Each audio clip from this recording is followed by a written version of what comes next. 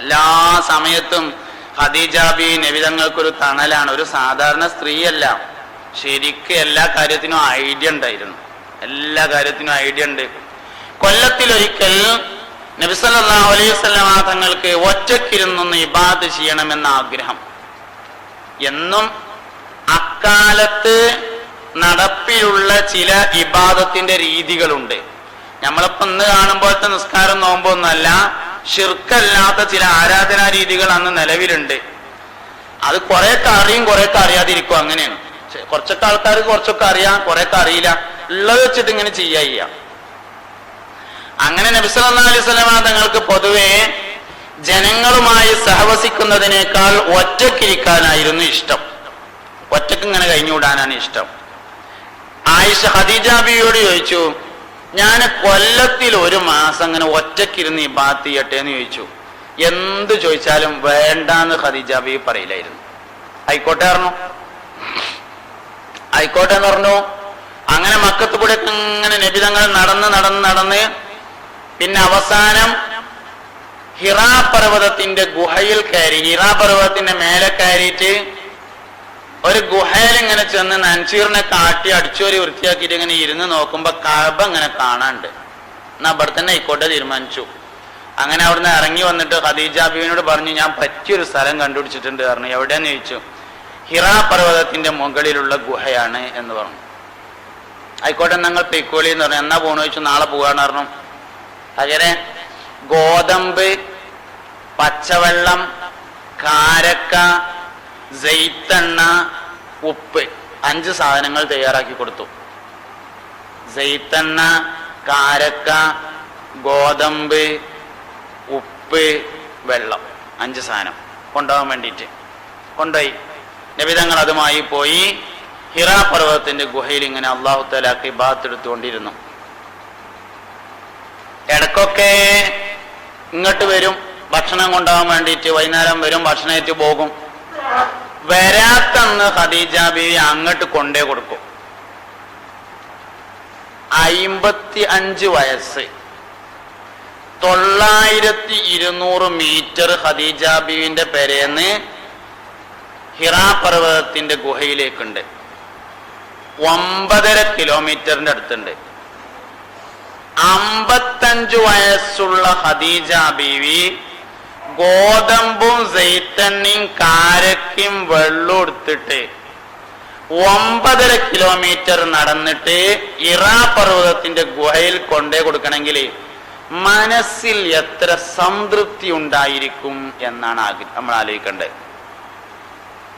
കൂടെ പലരും പോരാൻ വേണ്ടി നിന്ന ഞങ്ങൾ കൊണ്ടുകൊടുത്തോളാന്ന് പറഞ്ഞു.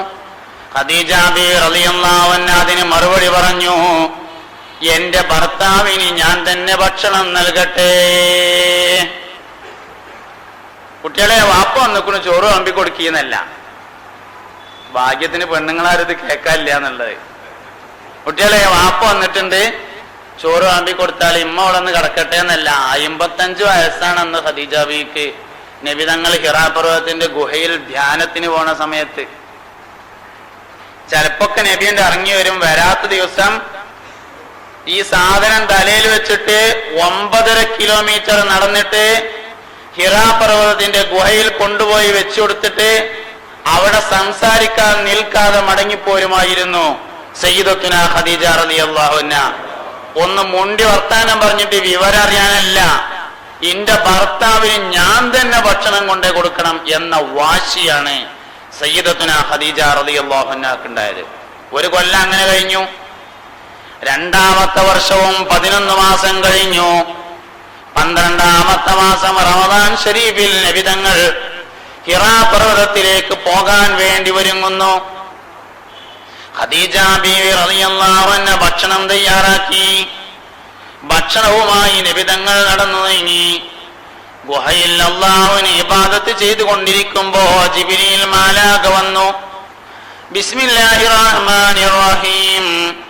ഇഖ്റാ ബിസ്മി റബ്ബിക്കല്ലദീ ഖലഖ് ഖലഖൽ ഇൻസാന മിൻ അലഖ് ഇഖ്റാ വറബ്ബുക്കൽ അക്രമുല്ലദീ അല്ലമ ബിൽ ഖലം അല്ലമൽ ഇൻസാന മാ ലം യഅലം എന്ന് ഓതിക്കേൽപ്പിച്ച് പേടിച്ച് വിറച്ച നബി സല്ലല്ലാഹു അലൈഹി വസല്ലമ തങ്ങൾ പനി പിടിപെട്ടുകൊണ്ട് പർവ്വതത്തിൽ നിന്ന് ഇറങ്ങി വന്ന് നേരെ ഖദീജ ബിയുടെ അടുക്കൽ വന്നിട്ട് പറഞ്ഞു, സമ്മിലൂനി ഖദീജ,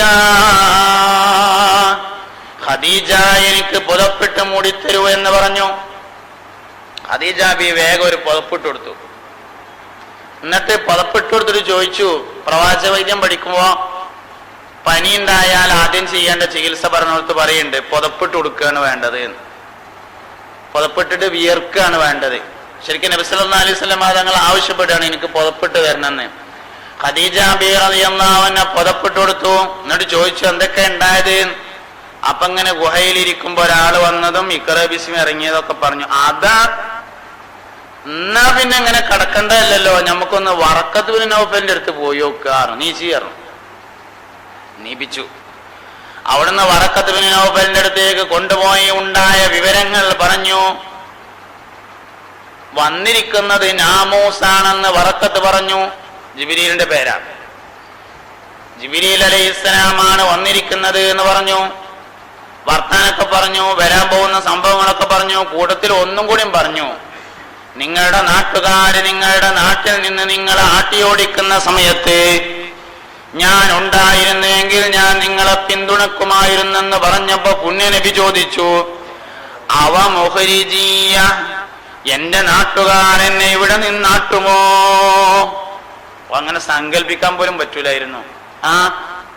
ആട്ടെന്ന് പറഞ്ഞു, പറഞ്ഞേക്കും എന്ന് വറക്കത്ത് ബിൻ നൗഫൽ പുണ്യനബി സല്ലല്ലാഹു അലൈഹി വസല്ലമയോട് പറഞ്ഞു. ഖദീജ ബി റളിയല്ലാഹു അൻഹയും നബിതങ്ങളും മടങ്ങി. എല്ലാ സന്ദർഭത്തിലും നബിതങ്ങൾക്ക് താങ്ങും തുണയുമായി ഖദീജ ബി റളിയല്ലാഹു അൻഹ വർത്തിച്ചു. നബിതങ്ങളുടെ എല്ലാ മക്കളും ഖദീജ ബിവിയിൽ നിന്നുണ്ടായി. നബിന്റെ എല്ലാ മക്കളും ഖദീജ ബിയിൽ. ഇബ്രാഹിം എന്ന ആൺകുട്ടി മാരിയത്തുൽ ഖിബ്തിയ്യ എന്ന അടിമ സ്ത്രീയിൽ ഉണ്ടായതാണ് എന്നുള്ളത് ഒഴിച്ചാല് എല്ലാ കുട്ടികളും പുണ്യനബി സല്ലല്ലാഹു അലൈഹി വസല്ലമ തങ്ങൾക്ക് ഖദീജ ബി റളിയല്ലാഹു അൻഹയിൽ നിന്നുണ്ടായി. ഖദീജ ബിയെ പറ്റി നബി തങ്ങൾ ഇങ്ങനെ എപ്പോഴും പറയും.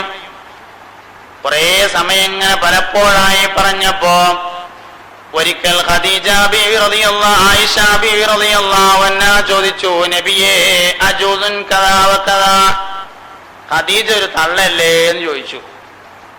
വഖദ് അബ്ദലക്കല്ലാഹു ഖൈറൻ മിന്നാ, അള്ളാഹു നിങ്ങൾക്ക് അതിനേക്കാൾ ഖൈറായ ഭാര്യമാരെ തന്നിട്ടില്ലേ എന്ന് ചോദിച്ചപ്പോ നബി തങ്ങൾ പറഞ്ഞു, മാ അബ്ദലനി അല്ലാഹു ഖൈറൻ മിന്നാ, ഖദീജയേക്കാൾ ഖൈറായ ഒരു ഭാര്യയെ അള്ളാഹു എനിക്ക് പകരം തന്നിട്ടില്ല. വലദത്തിന് ഇബ്ന, അതിന്റെ കുട്ടിയുടെ അമ്മയാണ് എന്ന് പറഞ്ഞു. ഖദീജ എന്റെ കുട്ടിയുടെ അമ്മയാണ്, വേറുള്ളവരൊക്കെ എന്റെ ഭാര്യമാരാണ്, പക്ഷെ എന്റെ കുട്ടിയുടെ അമ്മ അല്ല എന്ന് പറഞ്ഞു. കുട്ടിയുടെ അമ്മ ഖദീജയാണ്. എല്ലാ സമയത്തും നബിതങ്ങള് കുട്ടിയുടെ അമ്മാനെ പറ്റിയിട്ട് ഇങ്ങനെ പറയും. ഒരാടിനർത്താൽ അതിന്റെ കുറകെടുത്തിട്ട് ഖദീജ ബിയുടെ കൂട്ടുകാരികൾക്ക് കൊടുത്തേക്കും. ഖദീജ ബിയുടെ സഹോദരിയായ ഹാല ഒരിക്കൽ വന്നപ്പോ പുണ്യനബി എഴുന്നേറ്റ് എന്ന് സ്വീകരിച്ചു. ഭാര്യമാർക്ക് അത്ര ഇഷ്ടപ്പെട്ടില്ല. അവരുടെ മുഖത്ത് നീരസം കണ്ടപ്പോ നബി തങ്ങൾ പറഞ്ഞു, ഖദീജയെ കുറിച്ച് ഞാനിങ്ങനെ പറയുന്നതിൽ നിങ്ങൾ വേവലാതിപ്പെടേണ്ട, അതിന്റെ കുട്ടികളമ്മയാണ്. കുട്ടികളമ്മയായ പിന്നെ എത്രമാത്രം ആദരിക്കണം ബഹുമാനിക്കണം എന്ന് പുണ്യനബിയും ഖദീജ ബിയും തമ്മിലുള്ള വിവാഹബന്ധത്തിൽ നിന്ന് ശരിക്കും നമുക്ക് മനസ്സിലാവും. നബി തങ്ങൾക്ക് ഏറ്റവും വലിയ ആഘാതമുണ്ടായത് ഖദീജ ബിയുടെ വഫാത്താണ്. പിന്നൊന്ന് അബ്ദുൽ മുത്തലിബിന്റെ അബൂ താലിബിന്റെ വഫാത്താണ്. ഇത് രണ്ടും നബി തങ്ങളെ വല്ലാതെ വിഷമിപ്പിച്ചു. പുണ്യനബിക്ക് ഖദീജ ബിയിലുണ്ടായ അവസാനത്തെ കുട്ടിയാണ് ഫാത്തിമ ബി, ചെറിയ മോളാണ് ഫാത്തിമ ബി റളിയല്ലാഹു അൻഹ. ഫാത്തിമ ബി ഉണ്ടായതിനു ശേഷം ഖദീജ ബി റളിയല്ലാഹു അൻഹ വഫാത്തായി. ഖദീജ ബിയുടെ ശേഷം 2 കൊല്ലം നബി തങ്ങൾ ഭാര്യയില്ല നടന്നിട്ടുണ്ട്. അതൊന്നും ഇപ്പൊ വിമർശിക്കുന്ന ആൾക്കാർക്ക് നോക്കാൻ നേരമില്ല എന്ന് മാത്രം. 2 കൊല്ലം ഭാര്യ ഇല്ലാതെ നബി സല്ലല്ലാഹു അലൈഹി വസല്ലം നടന്നു ഖദീജ ബി വഫാത്തായിട്ട്. പിന്നെ കുടുംബക്കാരെ കൂടി ഒപ്പം കൂടിയിട്ട് ഖൗല ബി റളിയല്ലാഹു അൻഹ ചെന്നിട്ട് ചോദിച്ചു, അല്ല മുഹമ്മദേ, ഇങ്ങനെ നടന്നാ മതിയോ? കുട്ടികൾക്കൊരു ഉമ്മയൊക്കെ വേണ്ടേ, ഒരു കല്യാണം കഴിക്കണ്ടേ എന്ന് ചോദിച്ചു. അപ്പൊ ചോദിച്ചു, എന്റെ ഖദീജയേക്കാൾ ഖൈറായ ഒരു സ്ത്രീയെ എനിക്കിനി കിട്ടുമോ എന്ന് ചോദിച്ചു. ഹൗല ബീവി റളിയല്ലാഹു അൻഹ പറഞ്ഞു ധാരാളം സ്ത്രീകളെ കിട്ടുമല്ലോ. ആരാ ഉള്ളതെന്ന് ചോദിച്ചു. ആയിഷ ബീവി ഉണ്ടല്ലോ. ആയിഷ ബീവി ഉണ്ടല്ലോ എന്ന് പറഞ്ഞു. നബി തങ്ങൾ പറഞ്ഞു, അതൊരു കുട്ടിയല്ലയോ, അതൊരു കുട്ടിയല്ല, ചെറിയ കുട്ടിയല്ലേ എന്ന് ചോദിച്ചു. ഹൗല ബീവി പറഞ്ഞു, അങ്ങനെയാണെങ്കിൽ നിക്കാഹ് കഴിച്ചിട്ടിട്ട് പിന്നെ കൂട്ടി കൊടുന്നാൽ മതി. നബി തങ്ങൾ പറഞ്ഞു, അതുകൊണ്ട് ഇപ്പൊ എങ്ങനെ കുട്ടികളെ നോക്കല് നടക്കുക? കുട്ടികളെ നോക്കാന്നല്ലേ നിങ്ങൾ പറഞ്ഞത്, അതിന് ആയിഷ ബീവിനെ പറ്റൂലല്ലോ എന്ന് പറഞ്ഞു. വിമർശിക്കുന്ന ആൾക്കാർക്ക് ഇതൊന്നും അന്വേഷിക്കാൻ നേരല്ലേ. ഓർക്ക് ആകെ അറിയാം 9 നടത്തി അല്ലെങ്കിൽ 11 നടത്തി, അത് ശരിയായില്ല എന്ന് മാത്രമേ ഉള്ളൂ. 9 നടത്തിയത് ശരിയായില്ല അല്ലെങ്കിൽ 11 വിവാഹം കഴിച്ചത് ശരിയായില്ല എന്ന് മാത്രമേ അറിയുള്ളൂ. ചിലപ്പൊക്കെ ഞമ്മക്കും തോന്നുകയാണ് അതിപ്പോ ശരി തന്നെയല്ലേ, എന്താ ഇപ്പൊ നമ്മളും നബിയും തമ്മിൽ ഇത്ര വ്യത്യാസം, നമ്മളെക്കാൾ നബി തങ്ങൾക്ക് പ്രത്യേകത ഉണ്ടേ, അത് നമ്മൾ ആലോചിക്കായിട്ടാണ്. അത് ഈ പെങ്കാര്യത്തിൽ ആക്ഷേപിച്ചാലേ ആൾക്കാർക്ക് ഒന്നുമില്ലെങ്കിലും തോന്നും ഒന്നുമില്ലാതെ ഇപ്പൊ അങ്ങനെ പറയില്ലല്ലോ. അയിമ പിടിച്ചതാണ് ജൂതന്മാര്. വാസ്തവത്തിൽ നബി തങ്ങൾക്ക് വേറെ ഒരുപാട് പ്രത്യേകത ഉണ്ട്. ഇപ്പൊ ഞമ്മക്ക് 2 നോലുമ്പോ ഒരുമിച്ച് നിൽക്കാൻ പറ്റൂലല്ലോ. ഇന്ന് രാവിലെ നോമ്പ് തുടങ്ങി മഗ്‌രിബിക്ക് നോമ്പ് തുറന്നിട്ടേ അടുത്ത നോമ്പ് നോൽക്കാൻ പറ്റുള്ളൂ, മറ്റേത് പറ്റൂല. 2 നോമ്പ് ഒരുമിച്ച് നോൽക്കാൻ പറ്റൂല. നബി സല്ലല്ലാഹു അലൈഹി വസല്ലം തങ്ങൾ 2ഉം 3ഉം നോമ്പ് ഒരുമിച്ച് നോൽക്കാറുണ്ടായിരുന്നു. നബി തങ്ങൾക്ക് അത് ജായിസായിരുന്നു. എന്താ നമ്മളാരും അത് ചോദിക്കാറ്റ്, എന്താ അപ്പൊ അങ്ങനെ? തിന്നണോടത്ത് മാത്രം മുഹമ്മദിന് തിന്നാൻ പറ്റൂല, ഞമ്മക്ക് തിന്നാൻ പറ്റും, നമ്മൾ തിന്നേ മതിയാവും, അങ്ങനെയല്ലോ. 2 നോലുമ്പോ ഒരുമിച്ച് നോൽക്കാൻ പറ്റൂല എന്ന് പറഞ്ഞാൽ എന്താ അതിന്റെ അർത്ഥം? തിന്നേ മതിയാവൂ ഞമ്മക്ക്. നബി സല്ലല്ലാഹു അലൈഹി വസല്ലം തങ്ങൾക്കോ തിന്നാൻ പറ്റൂല. എന്താ അപ്പൊ അതിൽ അങ്ങനെയെന്ന് നമ്മളാരും ചോദിക്കണില്ല. എന്തേ? അതിപ്പോ തീറ്റക്കാരെ നമ്മളാരും സലാമത്തായ പിന്നെ എന്താ മറ്റേത്ര ആലോചിക്കേണ്ട കാര്യം? തിന്നാതിരിക്കുക എന്താ ആയിക്കോട്ടെ. ഞമ്മക്കെല്ലാവർക്കും ഫക്കീർ, മിസ്കീന്, മുഅല്ലത്തുൽ ഖുലൂബ് തുടങ്ങി 8 വിഭാഗത്തിൽപ്പെട്ട എല്ലാവർക്കും സക്കാത്ത് വാങ്ങാം. നബി തങ്ങൾക്ക് സക്കാത്ത് വാങ്ങാൻ പാടില്ല. പുണ്യ നബി സല്ലല്ലാഹു അലൈഹി വസല്ലം തങ്ങൾക്ക് സക്കാത്ത് വാങ്ങാൻ പാടില്ല. നമ്മളാരും അത് ആലോചിക്കണില്ല. എന്താ ഇപ്പൊ അത് പൈസ മുഹമ്മദിന് കഴിച്ചു എന്ന് നമ്മളാരും ചോദിക്കണില്ല. കാരണം എന്തേ? അത് പെങ്കേസ് അല്ലാത്തതുകൊണ്ട് നമുക്ക് താല്പര്യമില്ല. പെങ്കേസ് പറയുമ്പോ നമുക്ക് പ്രത്യേക ഒരു താല്പര്യം വരികയാണ്. അതാണ് സംഗതി. ഫറള് നിസ്കാരം നിർബന്ധമാകുന്നതിന് മുമ്പ് മുഹമ്മദ് നബി തങ്ങൾക്ക് തഹജ്ജുദ് നിസ്കാരം നിർബന്ധമാണ്. ഞമ്മക്ക് തഹജ്ജുദ് സുന്നത്താണ്. വേണമെങ്കിൽ നിക്കരിച്ച, അല്ലെങ്കിൽ ഒഴിവാക്കാൻ. നിക്കരിച്ചാൽ കൂലി കിട്ടും, നിക്കരിച്ചില്ലെങ്കിൽ കുത്തില്ല, അങ്ങനെയാണ്. നബി സല്ലല്ലാഹു അലൈഹി വസല്ലം തങ്ങൾക്ക് നിസ്കരിക്കാതിരിക്കാൻ പറ്റൂല. തഹജ്ജുദ് നിസ്കാരം നിർബന്ധമാണ്. ഫറള് നിസ്കാരം നിർബന്ധമാകുന്നതിന്റെ മുമ്പ് യാ അയ്യുഹൽ മുസമ്മിൽ ഇറങ്ങിയിട്ടുണ്ട്. യാ അയ്യുഹൽ മുസമ്മിൽ ഖുമിൽ ലൈല ഇല്ലാ ഖലീല നിസ്ഫഹു അവ ഇൻഖുസ് മിൻഹു ഔ സിദ് അലൈഹി വറത്തിലിൽ ഖുർആന തർതീല ഇന്നാ സനുൽഖി അലൈക ഖൗലൻ സഖീല ഇന്ന നാശിഅത്തൽ ലൈലി അശദ്ദു വതഅൻ വഅഖവമു ഖീല. തഹജ്ജുദ് നിസ്കാരം നിർബന്ധമാണെന്ന് നബിയോട് പറയാണ് ആ ആയത്തില്. അന്ന് ഫർള് നിസ്കാരം നിർബന്ധമല്ല. ഫർള് നിസ്കാരം നിർബന്ധമാകുന്നത് മിഅ്റാജിന്റെ രാത്രിയിലാണ്. അതായത് മുമ്പ് ഇറങ്ങിയ ആയത്താ. എന്താ നമ്മളാരും ചോദിക്കാത്ത, എന്താ മുഹമ്മദിന് ഇത്ര വലിയ പ്രത്യേകത? രാത്രി നീച്ച് നിസ്കരിക്കൽ നിർബന്ധമാണ്. ഞമ്മക്ക് സുഖമായിട്ട് കടന്നുറങ്ങിയിട്ട് ബാങ്ക് കൊടുത്തിട്ട് നീച്ചാ മതി. ആരും ചോദിക്കണില്ല. ഇങ്ങനെ ഒരുപാട് പ്രത്യേകതകൾ പുണ്യനബിക്കുണ്ട് സല്ലല്ലാഹു അലൈഹി വസല്ലം. നബി തങ്ങൾക്ക് വിവാഹം ജായിസാണെന്ന് മാത്രമല്ല, വിവാഹം കഴിച്ച ഒരു പെണ്ണിനെ ഇഷ്ടപ്പെട്ടില്ലെങ്കിൽ പോലും ത്വലാഖ് ചൊല്ലാൻ പാടില്ല നിയമമുണ്ട്. പക്ഷെ ഞാൻ ഇതിലേക്ക് വരുന്നുണ്ട്. അപ്പൊ നബി തങ്ങൾക്ക് ഈ വിഷയത്തിൽ മാത്രമൊന്നല്ല പ്രത്യേകത ഉള്ളത്, ഒരുപാട് വിഷയത്തിൽ പ്രത്യേകതയുണ്ട്. ഈ വിഷയത്തിലും നബി തങ്ങൾക്ക് പ്രത്യേകതയുണ്ട് എന്ന് നമ്മൾ മനസ്സിലാക്കണം. ഹൗലാ ബീവി റളിയല്ലാഹു അൻഹ വന്നിട്ട് ആയിഷാ ബീവിനെ കല്യാണം കഴിക്കാൻ പറഞ്ഞപ്പോ അതൊരു കുട്ടിയല്ലേ എന്ന് പറഞ്ഞപ്പോ ഹൗലാ ബീവി പറഞ്ഞു, അങ്ങനെയാണെങ്കിൽ സൗദാ ബീവി വിവാഹം കഴിച്ചോളിയാർ. സൗദാ ബീവി വിവാഹം കഴിക്കാൻ വേണ്ടി പറഞ്ഞു. എന്നായിക്കോട്ടെ എന്ന് പറഞ്ഞു. അങ്ങനെ ഖദീജ ബീവി വഫാത്തായി 2 വർഷം കഴിഞ്ഞിട്ട് പുണ്യനബി സല്ലല്ലാഹു അലൈഹി വസല്ലമ തങ്ങൾ സൗദാ ബീവിയെ വിവാഹം കഴിക്കുകയാണ്. 80 വയസ്സാണ് സൗദാ ബീവിക്ക് കല്യാണം കഴിക്കുമ്പോൾ. മറ്റൊരു അഭിപ്രായത്തിൽ 50 വയസ്സ്, രണ്ടും കൂട്ടാം. 80 വയസ്സുള്ള ഒരു പെണ്ണിനെ നബി തങ്ങൾ വിവാഹം കഴിക്കുന്നത് വിമർശകൻ ഉദ്ദേശിച്ച കാര്യത്തിനല്ല എന്ന് ഉറപ്പല്ലേ? നബി തങ്ങളുടെ രണ്ടാമത്തെ വിവാഹം സൗദാ ബീവിയാണ്. സൗദാ ബീവിയെ വിവാഹം കഴിക്കുമ്പോൾ 80 വയസ്സാണ്. 80 വയസ്സുള്ള ഒരു സ്ത്രീയെ വിവാഹം കഴിക്കുന്നത് എന്തിനാ? കുട്ടികളെ നോക്കാൻ തന്നെ. പുണ്യനബി സല്ലല്ലാഹു അലൈഹി വസല്ലമ തങ്ങൾ സൗദാ ബീവി റളിയല്ലാഹു അൻഹയെ വിവാഹം കഴിച്ചു.